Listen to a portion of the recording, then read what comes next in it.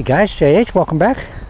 Okay, we'll just go into some more detail and the intricacies of the loading and the not succumbing to rotation. It's simply this, guys, that once we fold this up here and we've turned this trail shoulder to wherever it is, we just need to feel that it stays there, and we just straighten that like that. What do I feel? I'm trying to give you some absolutes, some kinesthetic feeling. Where do I go? What do I feel?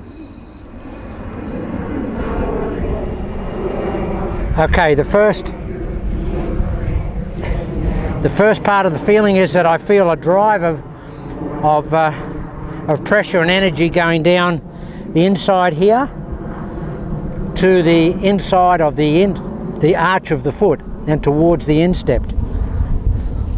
That's what I feel first. Then I feel very much a transfer of energy from that resisting trail shoulder fulcrum into that forearm and into that elbow joint, and it wants to straighten down around that trail hinge. That's what it feels like. But the pressure is vertical into the ground here, with the trail arm and the hit going out to the ball. It never goes towards the target. As I've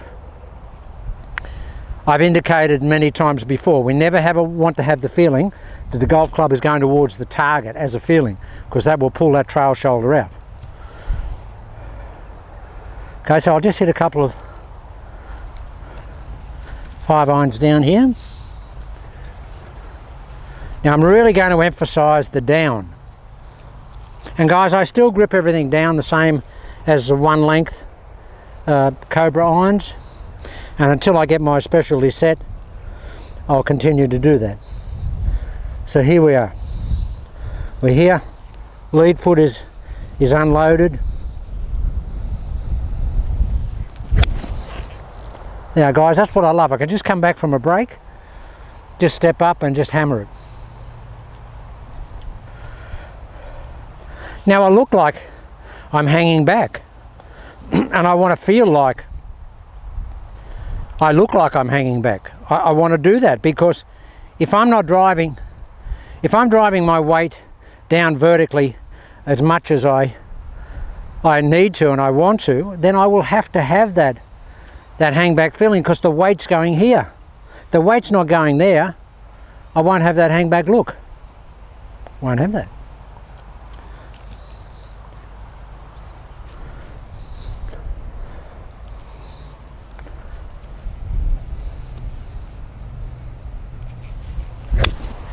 Doesn't get any better than that. And look at this, guys, look. Keeps there. That's the formation. I'm not doing it technically correctly yet, because I still haven't got enough extension of that trail arm pushing away from the trail shoulder yet. But I will get that. I haven't got that yet, and I can feel that. So I haven't got enough. You know, I want to get to the stage where I'm absolutely like that. But I'll work into that. But guys, that requires a lot of stretch and a lot of commitment, because if you're holding back here and you're going to fire that out there, when that arm wants to get out there and straighten, boy, that's putting a lot of pressure on that trail shoulder, the trail rib cage, you know, the hip, everything. So you've got to have this buttress of support in that trail vertical axis. All right, now it's about 50 k's now. Okay, here we go. This is totally unloaded. As I say, guy, with the lead foot, for me, I don't worry about it. Wherever it is, it is. It only comes up for, wow, it'll be 60 k's now. I'm glad, because it's really hot, and if we didn't have that sea breeze, it'd be brutal. Okay, watch this. Back cock.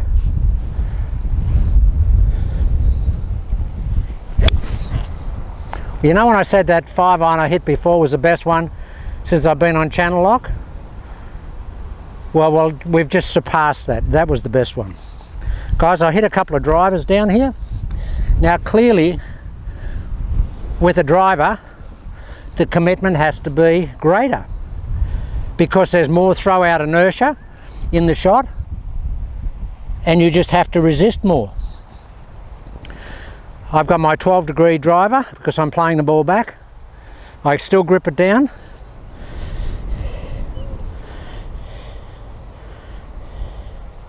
Here.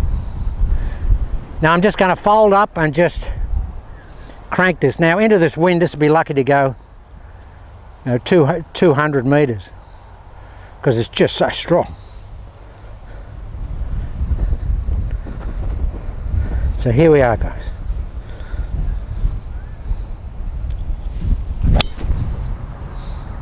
Oh, well the car's 180 and it's just flown the car. So that's probably carried about 200 metres, about 220 into that wind, which is normally 260 carry, but that's taken 40 off it because the wind is so strong. But that hit is so efficient, guys. And the good thing is, once you're back here and you're firing down here, that lead shoulder never comes forward, just never does. Back cock. Well, look at this, guys. Guys, that's right on top of that other golf ball. That would be yards away from that other golf ball. Yards. And what do I look like? Look like a public course player on the first tee. But I bet the public course player would love to be able to hit it that solid and that straight. But that's what it's about. The layback, the holeback, the vertical drive, the fire out to the golf ball, the 5 o'clock nose.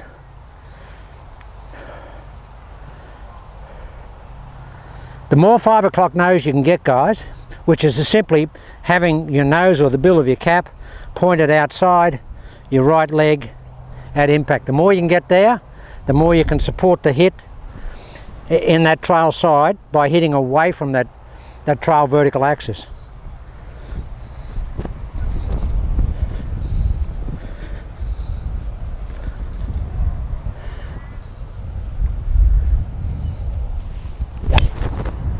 Look at this, guys, I'm back here. And if I bring that club around, it's still in that position. What does it feel like? Feels like that.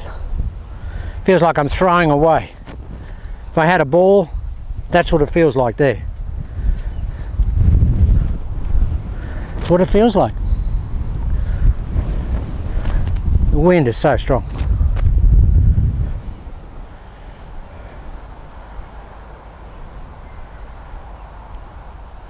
I really hate it when it's when the wind blows because it blows my hair around.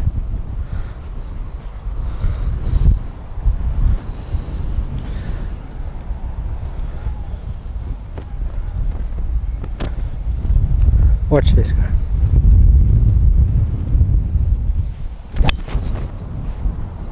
It's just flying straight over the roof of the car. And that's really strong down there. Yeah. I feel like I'm back here. Absolutely feel like I'm back here. I'll hit one over the camera, but I won't. I'm not as paranoid as Mr. X was when he as soon as I told him he'd over the camera, I knew he was going to miss-hit the shot. The wind is strong, guys. Watch this.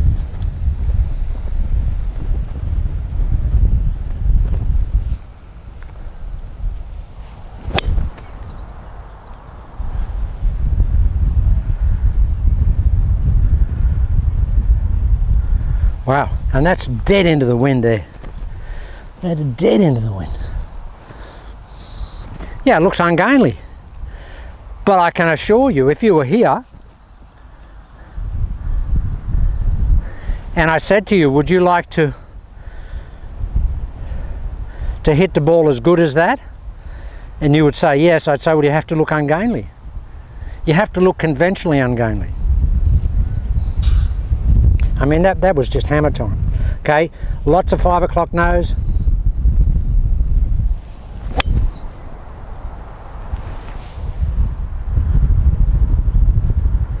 And this is a tough wind to hit into, guys. It's straight into, it's a crosshead breeze. Good shot. Okay, lots of 5 o'clock nose. There it is. Okay guys, just a couple of different angles.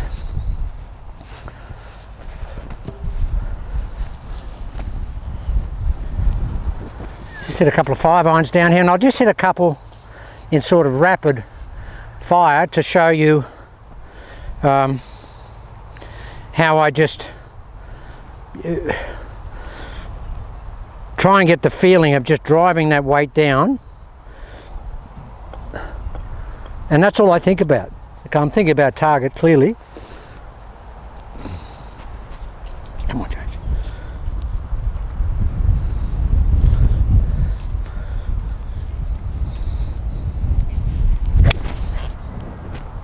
Wow. I mean, double wow.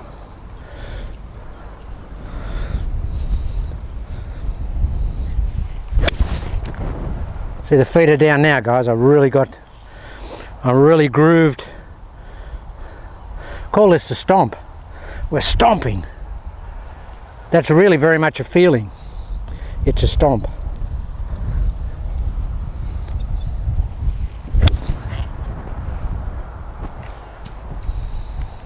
You know when the system works, when you've got such a brutal wind here and the ball is, it's just flying. When it goes out to the end of its flight, it just gets blown across as it loses its momentum, but it's just boring a hole in the wind to start with. Back cock, 5 o'clock nose. And look at this, guys, both feet down. I wanted to do these videos today because I think we're at the stage now where we can really start to embed some of the really important stuff that will make a big difference. And this is easy to do for anybody, and as one of the channel followers, a guy in England, I don't think he'll mind me, in Great Britain won't mind me using your name, Neil Franklin. If you're watching this, Neil, how are you, buddy? Now Neil's got a suspect hip, and he's actually got to the stage where he's doing this, and he said, JH, I've just lost the hip pain and I've picked up distance and accuracy. So if you've got anything wrong with hips that or anything wrong with your body, knees, or anything that creates problems when you rotate on the downswing, this is anti pain and problem with any of those conditions, because there's nothing going on. Look at that. Oh wow, look at this guy, look. If someone saw you from a distance, they'd say, look at that, there's a 25 handicapper over there. But when they came up, they saw the ball flight, they say, gee, hits are good for a 25 handicap. Guys, it looks ungainly, but it doesn't matter if you're scoring. I mean, the quality there, quality of that strike, doesn't get any better than that. Just doesn't get any better than that. And I haven't got anywhere near the straight arm extension after the ball that I think we all need to cultivate, and I will end up with going forward. I haven't got that yet because my lead shoulder is still, I'm doing some exercises to break up some of the scar tissue in my shoulder, which I've had for years, and it's working. But I get to here, guys, and that's why you'll see in my golf swing a lot of the time I get a little bit of Jordan Spieth chicken wing here, because my lead shoulder doesn't like that, doesn't like doing that. But I'm getting, and when I get there, actually when I can get to the stage where I can straighten that trail arm and then turn that lead arm down, that's where I'll be, and I'll get that scar tissue away in the coming period. See, that's so easy, guys. That is so easy. It almost makes you think, why didn't someone else work this out a long time ago? I have a theory with baseball hitters, and I like to do some work with US coaches. I have a theory with baseball hitters. Now, a baseball hitter gets here, and then he fires. As he comes down, he fires that lead here, and then he gets here when he hits it. I think he'd be more efficient if he kept his trail side energy going this way, and when he hit it, that trail foot was down. Any major league batting coaches out there that want me to come over for a couple of weeks? I think I could improve major league batters' efficiency enormously, because I think they bleed out so much of the efficiency and the power transfer in the golf swing, in the batting action.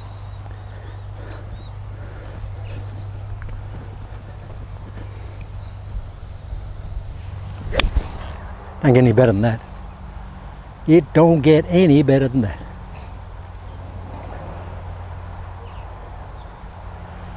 Guys, there's quite a,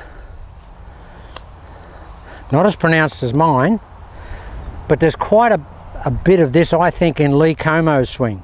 And that's why he's so powerful through the ball. I'm sure he just fires it here. Okay, he really does get transfer here, but I think he's got the best of both worlds. He's got that forward lean setup, but I think he fires the energy down that trail axis. And that's why he gets such a, preposterously powerful hit on the golf ball, with a golf swing that doesn't look like it's expending a lot of energy. But Lee's a 340-yard hitter. I mean, he's got tremendous capability, a power. So here we go.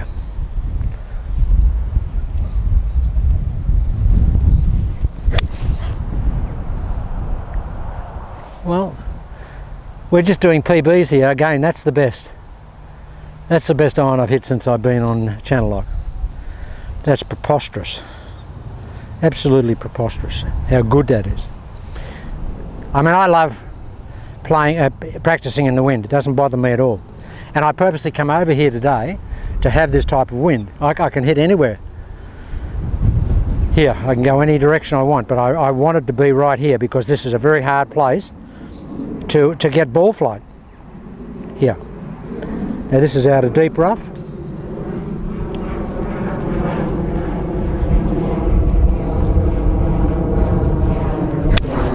Look at that guy, just blew that 5-iron straight out of that undergrowth.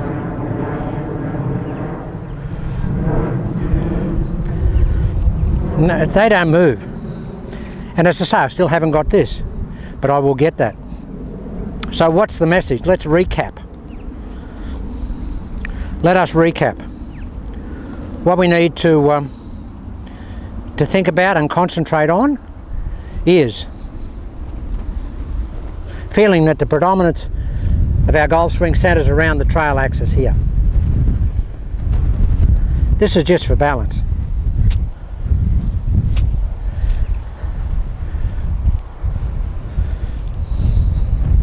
We get the back cock. I'm feeling all this weight straight down here. I'm going to cock the club straight up here because I want to do what I showed you in that early demonstration of this. Look at the speed there, guy. That nearly pulls my lead arm out of the socket.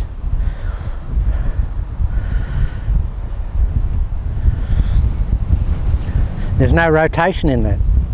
So we want to feel that. We're just going to fold this up and then we're just going to fire it down the trail.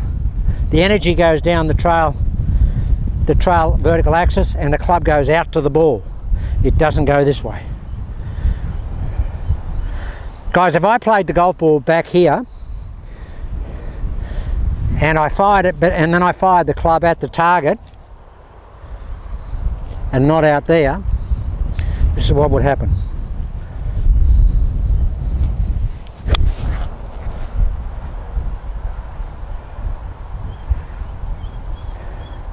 Now that's a big slinging drag draw, because as I'm firing it here, the trail shoulder is opening and it's losing its fulcrum. I need the trail shoulder to stay closed, maintain its fulcrum, so I can hit away from that fulcrum.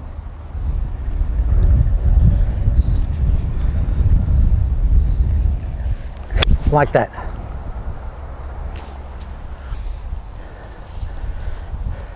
Guys, what I like about channel lock is you can come out here and you can hit, 200 or 300 balls, and you're not going to get any going over here, and you're not going to get mishits.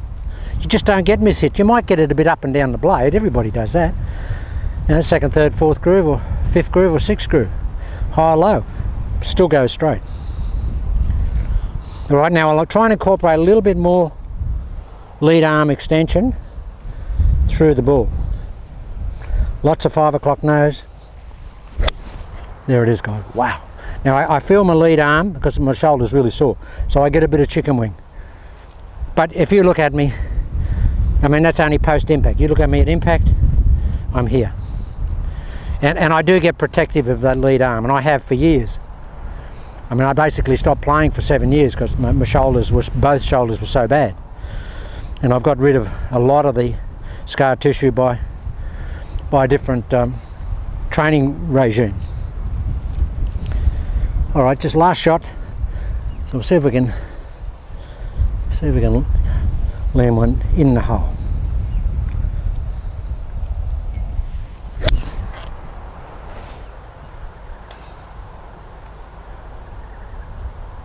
Whew, it's pretty good.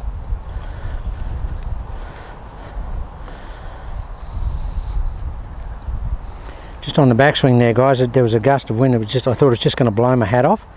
It just spooked me a little bit. You get that little.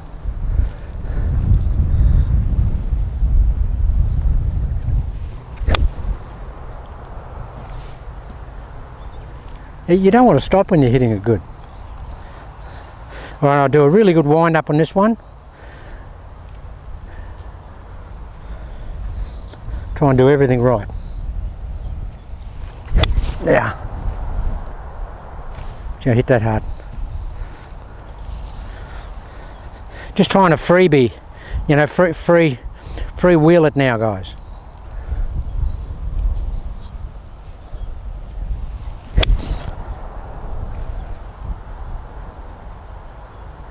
Okay, guys, so that's just a little bit more insight into what we're trying to do. It's all about folding that trail arm, unfolding that trail arm. Forgetting about the lead side, lead hand's just a radius lock. The more you can feel like you're hitting it like that, the better off you'll be. I'll hit a driver this way, and what I'll do is I'll apply maximum trail side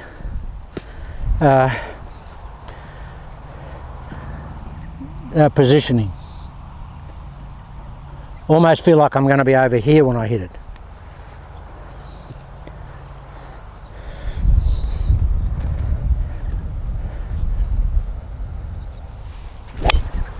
Now guys, that's 20 on anything today.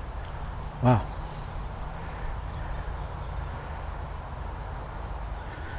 Whew. That was really solid. One more. I can have more 5 o'clock nose. Guys, I'm still learning. I'm still developing. There's about 5 things in the protocols. Sometimes I get 3, sometimes I get 4. I'm still not getting 5 consistently, and the 5 o'clock nose is eluding me. But this will be big 5 o'clock nose. There it is. Still going, still going, still going, still going, still going, still going. Okay, guys, just a little bit more of channel lock. Now we're starting to refine. Okay, might do some more tomorrow.